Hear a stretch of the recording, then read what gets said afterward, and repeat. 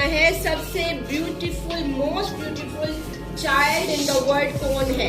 ठीक है, सबसे पहले खड़े हो जाए मोहिब। मोहिब का चेक करते हैं ये most beautiful in the world है या नहीं है। अब देखें सबके, इसकी आंखें हैं, इसकी नोज है, इसके हैंड हैं, वाओ। इसको किसने बनाया है?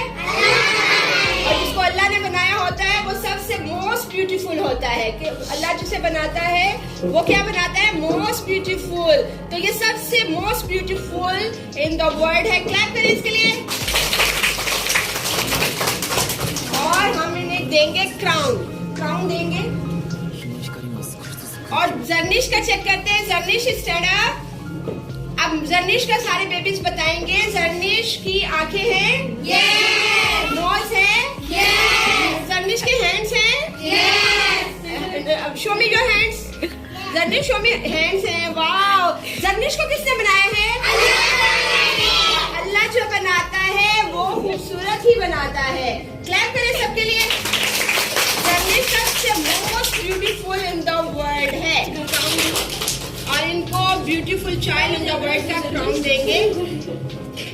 और अब करते हैं हसन को। Hasan stand up. अब हसन को चेक करते हैं ये कितना खूबसूरत है माशाल्लाह। अब हसन का देखिए, आंखें हैं, नोज है, कान है, हैंड्स हैं, और इसे किसने बनाया है?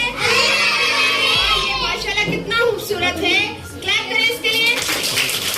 क्राउन पहनाएंगे।